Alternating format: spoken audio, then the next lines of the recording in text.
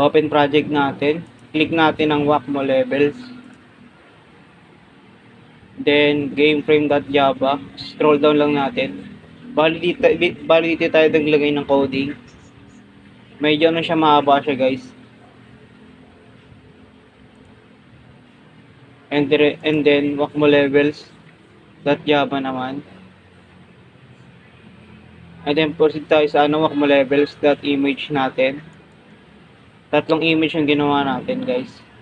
Bali naka PNG siya. Then proceed tayo sa Wacmo level sounds. Puro siya, guys, WAV. Search na lang, guys, FE4 to WAV. Basta converter siya, guys. Sa libraries nga natin, guys, nakaano tayo ang JK25 default. And then ayun, laruin na natin. I-run na natin. Ganito yung kinalabasan niya, guys. Paluin mo yan. Ay, sir. Sige, paluin mo. Insert ka muna ng name mo bago makapag-start.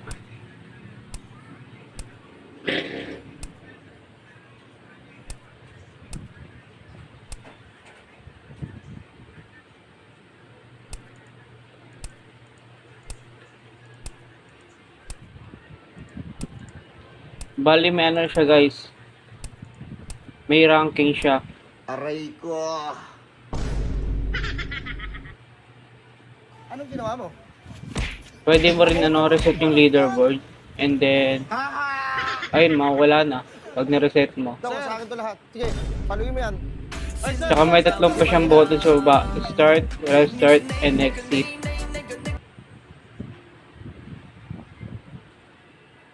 Gusto nyo nga pala na makita yung .jar, click nyo lang muna yung lane and build.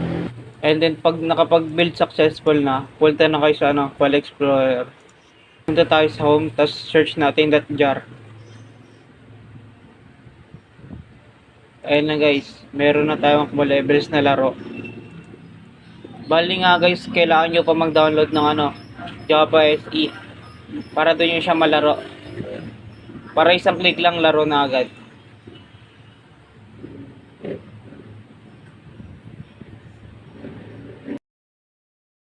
Tayo sa atin G Drive. Bali dito, guys, pwede na siya ma-download. O kaya gawa kayo sarili yung laro, guys.